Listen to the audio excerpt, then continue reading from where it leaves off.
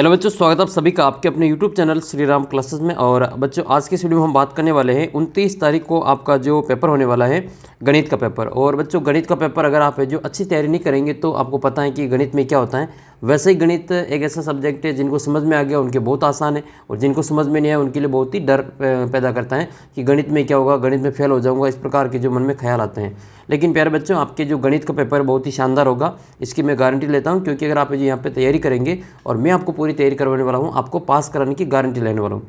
जिन बच्चों का सपना है इस बार 80 में से 80 नंबर लाने का, वो भी ये वीडियो शुरू से अंत तक देखेंगे। और जिन बच्चों को लगता है कि मेरे को तो गणित में कुछ भी नहीं आता है, फिर भी मैं आपको जो गणित में इतना है जो आपकी तैयारी करवा दूंगा कि आपके जो गणित में आराम से जो अच्छे स्कोर आ जाएगा और आप जो अच्छे नंबर से पास होंगे, ये मेरी आपको गारंटी है।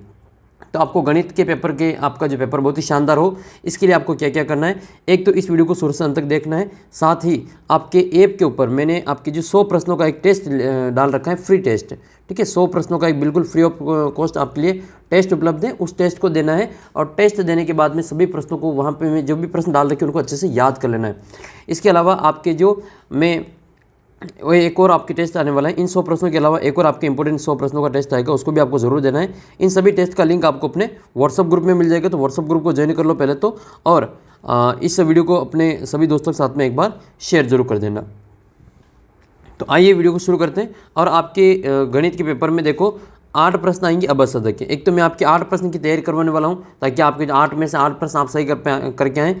एक आपके 4 प्रश्न 4 नंबर का आएगा आपके मिलान करने वाला, जो पेपर में से ही देख के आपको आंसर लिखना है। एक ये 4 नंबर का जो मिलान करने वाला क्वेश्चन होगा वो मैं आपको तैयार करवाने वाला हूँ इस वीडियो में। इसके अलावा 4 नंबर का आपके रिक्त स्थान आएगा, खाली स्थान की पूर्ति करनी है, और वो आपको पेपर में से ही देख के लिखना है। तो ये 4 नंबर आपके ये आने वाले हैं। और 4 नंबर का सत्य असत्य, ये भी आपके पेपर में से देख के आपको सत्य असत्य लगाना। तो किस प्रकार आप तैयारी करेंगे कि 8 नंबर आपके ये, 4 नंबर आपका ये, 4 ये, 4 ये, 16 और 4 20 नंबर तो आपके ये हो जाएंगे। इसके अलावा जो आपके बड़े बड़े क्वेश्चन आएंगे जिनको आप आसानी से हल कर सकते हैं, वो मैं आपको इस वीडियो में समझाने वाला हूं। तो आइए वीडियो को शुरू करते हैं। और इस वीडियो में आपको मैं जो प्रश्न पूछूंगा उन प्रश्नों के उत्तर आपको कमेंट करना है।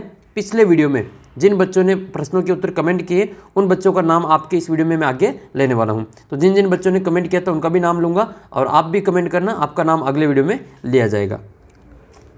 तो प्यारे विद्यार्थियों, आज के इस वीडियो को शुरू करते हैं। और आपके जो 8 अबसद आएंगे, एक तो मैं आपकी इनकी तैयारी करवा रहा हूँ इस वीडियो में। इसके अलावा 4 आपके रिक्त स्थान, 4 आपके मिलान करने वाले, और 4 आपके सत्य असत्य वाले। ये टोटल प्रश्न आप जो आराम से सही करके आएंगे उस पेपर में, अगर आप इस वीडियो को शुरू से अंत तक देख लेंगे तो।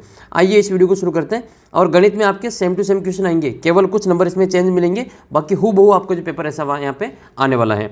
तो पहला प्रश्न आपका ये है कि एक परिमेय संख्या को किस रूप में लिखा जा सकता है। तो सभी को पता है परिमेय संख्या क्या होती है, जिसको p बटा क्यू के रूप में लिखा जा सकता है। तो इसको तो क्या करेंगे, p बटा क्यू के रूप में लिखा जा सकता है, उसको अपन क्या करेंगे, परिमेय संख्या कहते हैं। जहाँ पर p और q जो होते हैं वो क्या होते हैं, पूर्णांक होते हैं। यहाँ पर q का मान 0 नहीं होना चाहिए, याद रखिए q का मान 0 नहीं होना चाहिए। इसके अलावा आपके इसमें प्रश्न पूछेगा कि गुणन तत्समक क्या होता है। तो बच्चों गुणन तत्समक के लिए आपको याद कर लेना है गुणन तत्समक। गुणन तत्समक का मतलब ये होता है कि ऐसा क्या नंबर है जिसको किसी से गुणा करे तो वही नंबर आ जाए। तो एक ऐसा नंबर है जिसको किसी से भी गुणा कर दो वही नंबर आएगा।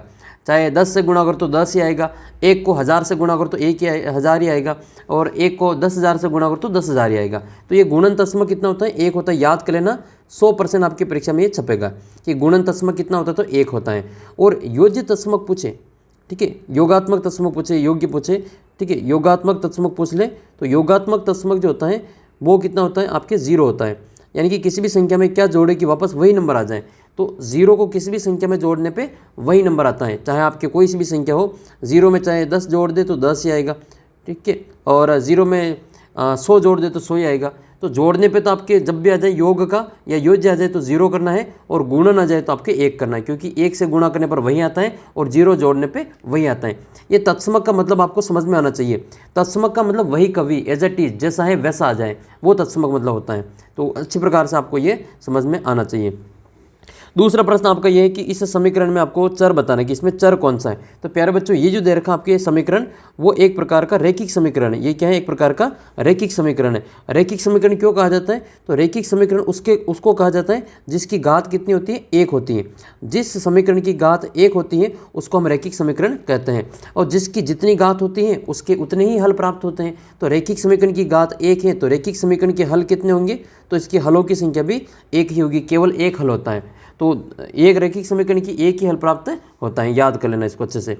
तो इसमें आपके पूछा जा रहा है कि चर कौन सा है। तो इसमें जो आपके ये अंग्रेजी का जो अक्षर होता है, ABCD वाले जो अक्षर होते हैं दूसरी ABCD के, वो चर होते हैं। तो इसमें आपकी कौन सा अक्षर है, इसमें x है, तो इसमें चर कौन सा हो जाएगा, आपके x हो जाएगा। तो इसको आपको याद कर लेना है, चर कौन सा हो जाएगा, इसमें x इसका जो चर है वो आंसर हो जाएगा। अब देखो इसमें आपके और क्या पूछा जाएगा, तो इसमें आपके दायां पक्ष बायां पक्ष पूछा जाएगा। तो समीकरण के आपको पूरा याद कर लेना है कि ये जो निशान है, ये बीच में जो निशान दे रखा आपके, ये बराबर का निशान। तो बराबर के निशान को कहा जाता है समता चिन्ह। क्या कहते हैं प्यारे बच्चों, इसको समता चिन्ह कहा जाता है। तो बराबर के निशान को समता चिन्ह कहा जाता है। ठीक है, ये समता चिन्ह होता है बराबर का निशान। और बराबर से इस वाले साइड में जो अपना बायां हाथ होता है वो लेफ्ट हैंड साइड है जिसको अपन कहते हैं। तो बराबर से इस वाली साइड को लेफ्ट हैंड कहते हैं और बराबर से इस वाली साइड को राइट हैंड साइड कहते हैं। ये तो बायां पक्ष हो जाएगा और राइट हैंड साइड जो होगा वो दायां पक्ष हो जाएगा। तो ये भी नाम आपको अच्छे से याद कर लेना है।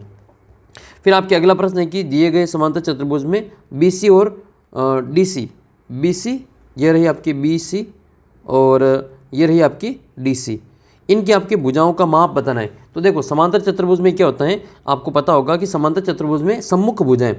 अब ये सम्मुख शब्द क्या होता है, तो प्यारे बच्चों सम्मुख का मतलब होता है आमने सामने, है ना। ये AD है तो AD के सामने कौन सी हो जाएगी, ये BC हो जाएगी। तो प्यारे बच्चों समांतर चतुर्भुज में जो पैरेललोग्राम होता है, इसमें जो अपोजिट साइड होती है वो इक्वल होती है। तो इसमें जो आमने सामने की भुजा होती है वो बराबर होती है। इसका मतलब अगर ये AD बराबर 4 है तो ये BC बराबर भी कितना होगा, 4 ही होगा। तो इसका मान कितना लिखेंगे, 4 ही लिखेंगे। तो BC का मान पहले आ रहा है तो पहले क्या आएगा, 4 आएगा। पहले 4 आपकी ये दे रखा, देखो यही हमारा आंसर हो जाएगा। और ये भी देख लो CD कितना होगा, DC, तो ये AB के बराबर होगा। ये किसके बराबर होगा, AB के बराबर होगा। तो ये AB के बराबर DC होगा। तो इसका मान कितना आएगा आपकी, ये 5 है तो ये भी 5 ही आएगी। तो ये 5 और ये 4, 4 और 5 इसका उत्तर रहेगा, क्योंकि इसमें क्रमशः पूछा है। तो पहले देखो BC है तो पहले BC का मान 4 आएगा और फिर DC है तो फिर DC का मान 5 आएगा। तो इस प्रकार से आपको ये भुजाओं के बारे में जानकारी होनी चाहिए। अच्छा, समांतर चतुर्भुज के सम्मुख कोण भी बराबर होते हैं और सम्मुख भुजाएं भी बराबर होती हैं, यानी कि इसके आमने सामने के कोण बराबर होते हैं। D का कोण B के बराबर है और A का कोण C के बराबर होता है। ये भी आपको याद रखना है। मान लो D का कोण आपके 70 डिग्री है तो ये B का कोण भी 70 ही होगा। तो फिर आपसे पूछे कि कोण A कितना होगा, तो कोण A को भी हम ज्ञात कर सकते हैं। कैसे ज्ञात करेंगे, ये अगर मान लो B और D में से हमें एक कोण पता है, ये 70 की हमें पता है, तो हम A और C को ज्ञात कर सकते हैं। कैसे ज्ञात करेंगे, इसके जो आसन कोण होते हैं। अब ये आसन कोण क्या होता है, ठीक है, आसन कोण मैं आपको समझा देता हूँ। आसन कोण क्या होता है, आसन कोण का मतलब दो लगातार कोण। ये B और C, A और B को जोड़ करेंगे या B और C की जोड़ करेंगे या C और D की जोड़ करेंगे या D और A की जोड़ करेंगे, तो आसन कोण जो होते हैं वो समपूरक होते हैं। समपूरक का मतलब दोनों को जोड़ने पे 180 आता है। तो इन दोनों को, जैसे मान लो ये A और B है, A और B को जोड़ेंगे तो 180 आएगा, तो इसको हम समपूरक कोण कहते हैं।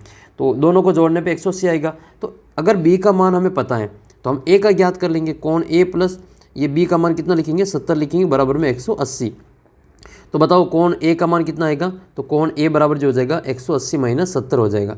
तो ये कितना होगा आपके 110 डिग्री। इसका मतलब कोण A जो है आपकी कितना आएगा, 110 डिग्री आएगा। अब कोण A और कोण C बराबर होते हैं, ये आमने सामने के जो कोण होते हैं वो बराबर होते हैं। तो ये कोण A और ये कोण C दोनों 110 डिग्री के हो जाएंगे। और चतुर्भुज के चारों कोणों की जोड़ कितनी होती है, ये देखो चारों कोण निकाल लिए। अब चारों कोणों की जोड़ कितनी होती है, चारों कोणों की जोड़ होती है 360। ठीक है, तो कमेंट करके मुझे बताना कि ये जो 70, 70, 110, 110, क्या इन चारों को जोड़ने पे 360 आ रहे हैं। अगर आ रहे हैं तो हमारा उत्तर बिल्कुल सही है। इस प्रकार से आपको आंसर ये ज्ञात करना है। फिर आपके अगला प्रश्न है ये क्वेश्चन नंबर चौथा क्वेश्चन है, ये क्वेश्चन नंबर 4 है कि इसमें आपके 14,400 के वर्गमूल के अंकों की संख्या कितनी होगी। बहुत ही आसान है, बिना वर्गमूल निकालें आपके सीधा उत्तर के कितने अंक होंगे वो पूछा जा रहा है। तो मैं आपको बताता हूँ किस प्रकार से इसका आंसर डायरेक्ट ज्ञात करते हैं। तो जब भी आपको वर्गमूल निकालना है तो वर्गमूल में हम जोड़े कितने के बनाते हैं, 2-2 के जोड़े बनाते हैं। तो हम क्या करेंगे, इनमें 2-2 के जोड़े बना लेंगे। एक तो ये जोड़ा बनेगा 0 का, एक जोड़ा बनेगा 4 का, और अब एक का जोड़ा नहीं बन रहा तो उसको अकेला रखेंगे। तो कितने जोड़े बने, तो जोड़े बन गए इसमें आपके 3। ये लाइन खींचेंगे तो 3 बार लाइन खींची, तो इसका उत्तर कितना हो जाएगा, आपके 3 उत्तर हो जाएगा। इसको मैं और समझा देता हूँ आपको, अच्छी प्रकार से आपको समझ में आ जाएगा ये। तो यहाँ पर जो 14,400 है, इसके वर्गमूल के अंकों की संख्या कितनी आएगी, 3 आएगी। 3 कैसा है, मैं आपको कोई और अंक लेके आपको बताता हूँ। जैसे संख्या हमारे पास में 1225, अब 1225 के वर्गमूल निकालेंगे तो उसमें कितने अंक होंगे, तो 25 और 12 का 2 जोड़े बन गए, तो 2 अंक होंगे इसमें, याद कर लेना, इसके 2 अंक होंगे। मान लो हमारे पास में संख्या है 120 या 132 25, ठीक है, ये एक संख्या है। अब इसमें कितने अंक होंगे, तो 2 का जोड़ा, 2 का जोड़ा और 1 का जोड़ा, मतलब 3 बार जोड़े बनाए तो इसमें अंक होंगे आपके 3। उत्तर निकालेंगे तो इसके 3 उत्तर आएंगे, 3 अंक वाला उत्तर होगा, ठीक है। आप जो इनका वर्गमूल निकाल के भी देख सकते हैं। जैसे मान लो संख्या हमारे पास में 729, अब आपसे पूछे कि 729 का वर्गमूल में कितने अंक होंगे, तो 29 का एक जोड़ा बन जाएगा और 7 का एक जोड़ा बन जाएगा, तो 2 अंक होंगे इसमें, ठीक है, याद कर लेना। 289 289, इसमें 89 का एक और 2 का एक, तो इसमें 2 अंक होंगे। ये किसका वर्ग है, ये 17 का वर्ग है, तो देखो 17 में 2 अंक है, 1 और 7 2 अंक है, ऐसे, तो ऐसे आपसे पूछा जा रहा है। फिर आपके अगला प्रश्न ये क्वेश्चन नंबर आपके पाँचवा क्वेश्चन ये कि इसका घनमूल ज्ञात करना। बिना ही घनमूल निकाले कैसे उत्तर निकालना है, तो घनमूल निकालने के लिए ये चेक करना पड़ेगा कि घनमूल की इकाई का अंक क्या होगा, ठीक है, घन का इकाई अंक क्या होगा। तो देखो 1 का घन कितना होगा, 1 का घन होता है 1, 2 का घन होता है 8, 3 का घन कितना होता है 27 और 4 का घन कितना होता है 64, 4 का घन 64, 5 का घन कितना होगा 125 और 6 का घन कितना होता है 216, 7 का घन कितना होता है 700, इसमें हो जाएगा 7 का घन हो जाएगा आपके 343, 7 के घन 343, 8 के घन होते हैं 512 और 9 के घन होते हैं 729 और 10 का घन हो जाएगा आपके 1000, ठीक है। तो अब आपके क्या करना है, लास्ट में देखो 4 देखना है। अब 4 किसके आते हैं, 4 के लास्ट में आते हैं, देखो और किसी के लास्ट में 4 आ ही नहीं रहे, तो इसका मतलब जिस भी संख्या के लास्ट में कितने होंगे, 4 होंगे, वो हमारा उत्तर हो जाएगा, वो क्या हो जाएगा, हमारा उत्तर हो जाएगा। तो देखो इसमें हमारी जो संख्या आ रही है वो एक तो 24 आ रही है और एक 124 आ रही है, मतलब हमारा जो उत्तर है वो या तो 24 होगा या 124 होगा। तो 124 तो बहुत बड़ी संख्या है, 124 को 124 से गुणा करेंगे, फिर इसको वापस 124 से गुणा करेंगे तो बहुत बड़ी संख्या आएगी, इसका मतलब ये वाला उत्तर भी आपका नहीं होगा। तो हमारा उत्तर क्या हो जाएगा, ऑप्शन नंबर ये वाला उत्तर इसमें सही हो जाएगा। वैसे अगर आपको घनमूल निकालना आता है तो आप घनमूल निकाल करके भी इसको आसानी से उत्तर निकाल सकते हैं। 3 के जोड़े बना के इसको घनमूल निकालना भी आपको आना चाहिए, मैं आपको घनमूल निकाल करके भी बता देता हूँ, ठीक है। तो आपको यहाँ पे क्या करना है, घनमूल निकालना है तो यहाँ पे आपको गुणनखंड करने पड़ेंगे ये वाले। सबसे पहले आपको 13,824 लिखना है, 13,824, 2 का भाग देंगे, 13 में जाएगा 6 बार, 18 में जाएगा 9 बार, 2 में 1 बार और ये जाएगा 2 बार। फिर आपकी 2 का भाग देंगे 3 बार, 4 बार, 5 बार और 6 बार। फिर 2 का भाग देंगे 1 बार, 7 बार, 2 बार, 8 बार, ठीक है, 1728। और 1728 किसका होता है घन, 12 का होता है, ठीक है। फिर भी निकाल लेते हैं, 2 का घन भाग देंगे तो 8 बार, 6 बार और 4 बार। फिर 2 का भाग देंगे तो 2 बार, 3 बार और 2 बार। फिर भाग देंगे, 1 मिनट, ये 4 बार जाएगा, 4 बार, 3 बार और 2 बार। तो 2 का भाग देंगे 2 बार, 1 बार और 6 बार। फिर 2 का भाग देंगे 108, फिर 2 का भाग देंगे 54, फिर 2 का भाग देंगे 27 और फिर 2 का भाग देंगे नहीं जाएगा, 3 का भाग देंगे 9 बार, 9 में 3 का 3 बार और 3 में 3 का 1 बार। तो इतनी लंबी इसमें भाग जाएगा और फिर इसमें हम 2-3 के ट्रिपलेट बनाएंगे।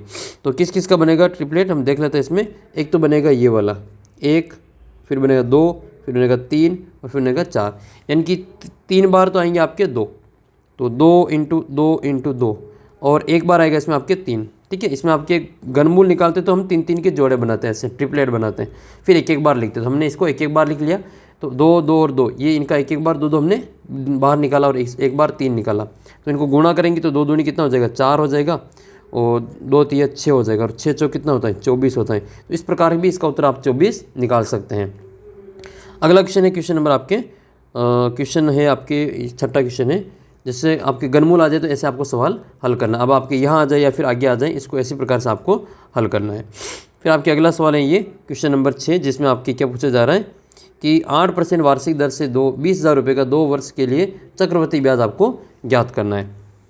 तो चक्रवृद्धि ब्याज ज्ञात करने के लिए आपको चक्रवृद्धि ब्याज का फॉर्मूला याद होना चाहिए। चक्रवृद्धि ब्याज का फॉर्मूला क्या होता है, तो चक्रवृद्धि ब्याज का फॉर्मूला होता है CI बराबर P × 1 + R/100 और ऊपर घात आ जाएगी आपके T या इसकी जगह N भी लिखते हैं -P आ जाएगा। तो प्रिंसिपल कितना है, यानी कि मूलधन कितना है 20,000, तो यहाँ लिखेंगे हम 20,000 × 1 + दर कितनी है, दर है आपके 8, तो यहाँ लिखेंगे 8/100 और फिर इसकी घात कितनी है 2 - 20,000, इसको हल करेंगे तो यहाँ पर आ जाएगा आपके 20,000। ठीक है, 20,000 वैसे वैसे आएगा ये। ठीक है, यहाँ पर पूरा पूरा आ जाएगा आपके 20,000 इंटू, यहाँ पर देखो यहाँ पे प्लस है तो हम क्या करेंगे 100 में 8 जोड़ के लिख लेंगे। ऊपर लिखेंगे 108 और नीचे लिखेंगे 100 और इसकी घात 2 माइनस 20,000 ये वापस आ जाएगा। फिर इसको हल करेंगे तो ये आएगा आपके 20,000 इंटू ये 108 की घात 2 बार, तो 108 बटे 100 को 2 बार लिखेंगे। ठीक है, 108 और बटे में आएगा आपका 100। तो इसके 2 जीरो से इसके 2 जीरो कट जाएंगे, इसके 2 जीरो से इसके 2 जीरो कट जाएंगे। फिर हमें क्या करना है 108 को 108 से गुणा करना है। तो यहाँ पर हम गुणा करेंगे 2 को 108 को 108 से गुणा करेंगे तो 108 को 8 और 8 16, 116 और 8 8 64। ठीक है, और माइनस करेंगे हम इसमें 20,000 को। अब 2 से इसको गुणा करेंगे, फिर 20,000 इसमें से घटा लेंगे तो ये कितना हो जाएगा 4 दूनी 8, 6 दूनी 12, 12 और 1 13, हासिल का 1, 2 और 1 3 और 2 और माइनस करेंगे इसमें अपन 20,000 को।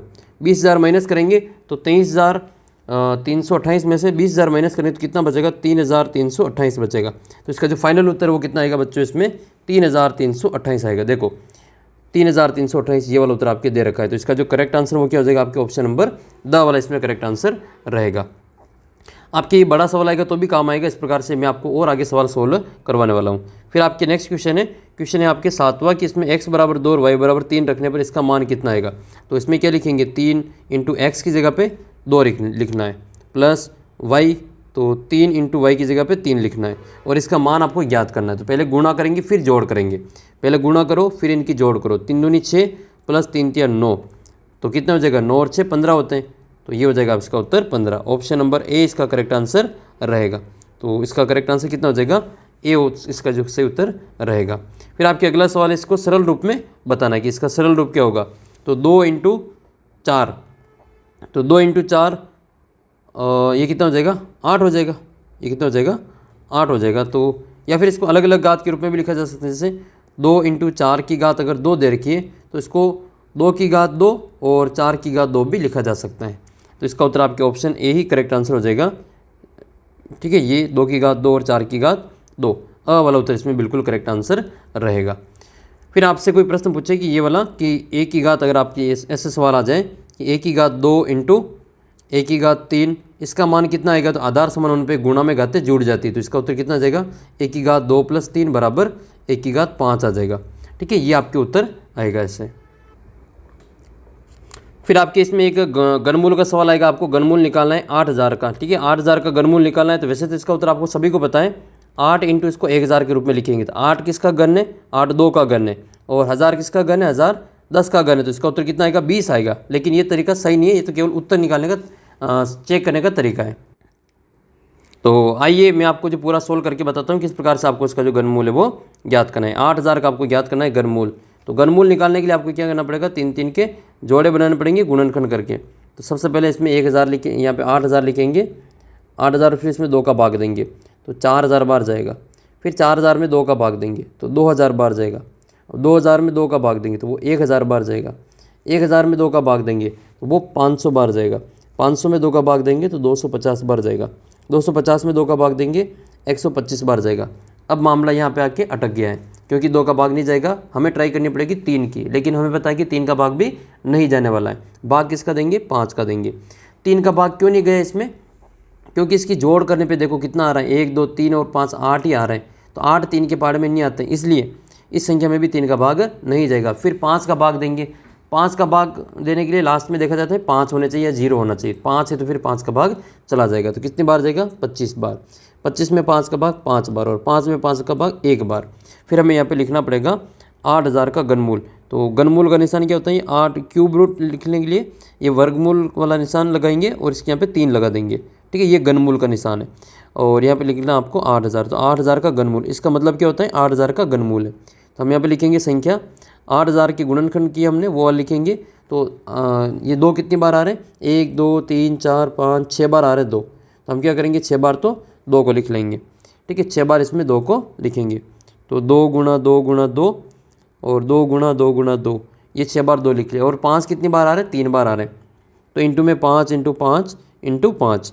अब क्या करेंगे 3 के, देखो घनमूल में 3 संख्या की गुणा करते हैं तो जोड़े भी 3 के ही बनाने, 1 2 और 3। तो इसमें आपके ट्रिपलेट बन जाएंगे जो 3 3 के बनेंगी, एक तो एक इसका बनेगा, एक इसका और एक इसका, इसमें से एक एक को बाहर निकालेंगे, फिर हम अंडर रूट नहीं लगाएंगे वापस, याद रखना। तो 2 × 2 × 5 गुणा कर लो इसको, 2 दूनी 4 और 4 × 5 तो 4 पंजे 20, तो इसका उत्तर कितना आएगा आपके 20 आ जाएगा। 8000 का घनमूल 20 होता है।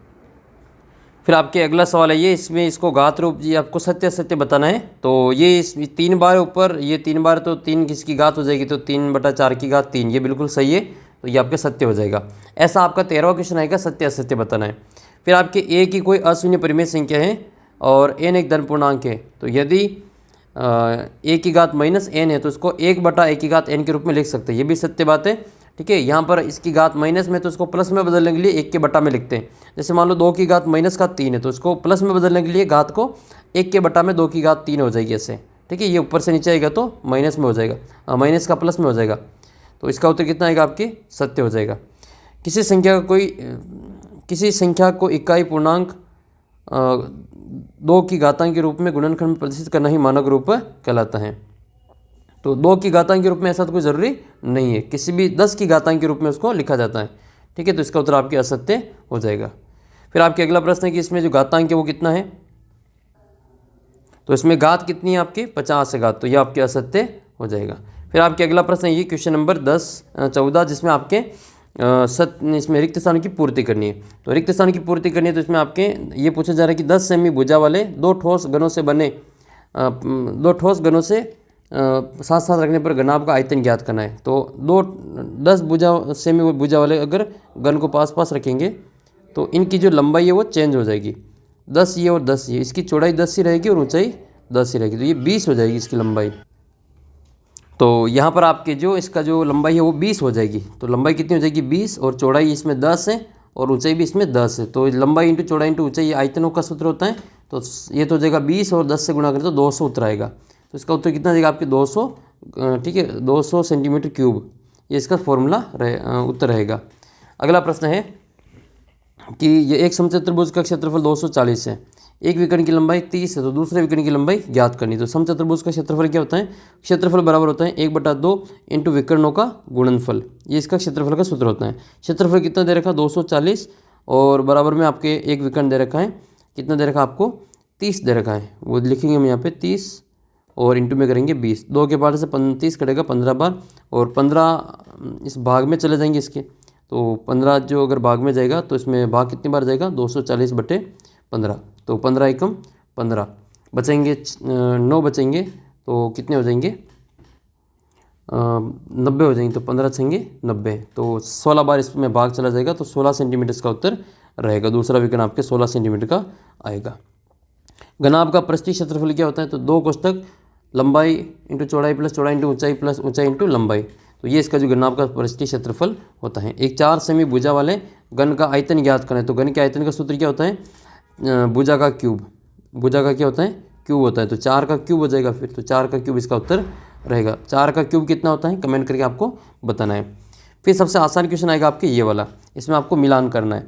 तो देखो इसमें ये कह रहे क्षेत्रफल ज्ञात करना, तो क्षेत्रफल का मतलब क्या होता है लंबाई इंटू चौड़ाई, तो इसमें लंबाई और चौड़ाई को गुणा करना है, तो पी को गुणा करेंगे क्यू से, कितना आ जाएगा आपका पी क्यू हो जाएगा, तो इसको मिलान करेंगे पी क्यू से। फिर आपको 10 इन और आपके एम 10 एम और 5 एन, तो 10 को 5 से गुणा करें 50 आ जाएगा। अब 50 किस में आ रहा है, देखो 50 किसी में नहीं आ रहा है, केवल एक में आ रहा है, तो इसको गुणा करके यहाँ मिलान कर लेंगे। और ये 2 पंजे 10, तो 10 किस में आ रहा है, तो 10 आपके ये एक फर्स्ट वाले में आ रहा है, तो इसको 10 से मिलान कर लेंगे। और 3 चौक 12, 12 आपके लास्ट वाले में मिलान हो जाएगा। देखो ये क्वेश्चन आपका सबसे आसान हो जाएगा, मैं आपको और अलग तरीके से इसको समझा दूंगा। ठीक है, अभी मैं इसको थोड़ा जल्दी में आपको समझा रहा हूँ। और पिछले वीडियो में जिन जिन बच्चों ने जो प्रश्नों के उत्तर कमेंट किए थे उनका भी उत्तर मैं आपको नाम बताता हूँ। तो बच्चों ये है अपने राइजिंग स्टार अपने चैनल के, तो इन सभी के नाम आपको अच्छी प्रकार से मैं बताता हूँ कौन कौन अपने नाम है यहाँ पे। तो सबसे पहले बात करते हैं प्रिंस जाट चित्तौड़गढ़ की, इन्होंने सबसे ज़्यादा जो प्रश्नों के उत्तर कमेंट किए थे। इसके अलावा मेवाराम लोमरोर है। जिन जिन बच्चों ने पिछले वीडियो में कमेंट किए थे प्रश्नों के उत्तर, उन सभी के नाम आपको इस वीडियो में लेके बता रहा हूँ। आप भी कमेंट करना प्रश्नों के उत्तर, उनका भी आपका भी नाम अगले वीडियो में लिया जाएगा। मेवाराम, इसके अलावा स्टार गेमिंग, गोविंद मीणा, कमलेश चौधरी, पूजा योगी, जयपाल राठौर, सतीश मीणा, पवन कुमार, आदित्य पारीक, विजय गोदारा, जसराज गुज्जर, मोहित, इसके अलावा नाम लेंगे इसमें सगस बाबा म्यूजिक माल का खेड़ा, राम किशोर, शॉर्ट किंग और रेखा गोस्वामी, प्रभुलाल नीनामा और राजकुमार मीणा, बिरमा देवासी, परमेश्वर राठौड़ और भरत शोर्स, इसके अलावा शिवराज सिंह, लालचंद बुनकर, सुखराम मीणा, अनीता मीणा और रामलाल नायक, रामदयाल देवड़ा, बाबू चौधरी, दापू चौधरी, अरविंद सिंह राजपुरोहित, मयंक और इसके अलावा मोनू सिंह और मुकेश गिरी, ममता बंजारा, मुकेश कुमार, लाली नायक ने खूब सारे प्रश्न के उत्तर कमेंट किए थे, और संतोष ठाकुर, वनय सिंह सिंगल, राजकुमार, कुंदन मेरोठा और हिमजा पटेल, गोपाल जहांगीर, इशिका और इसके अलावा और बच्चों ने नाम कमेंट किए थे।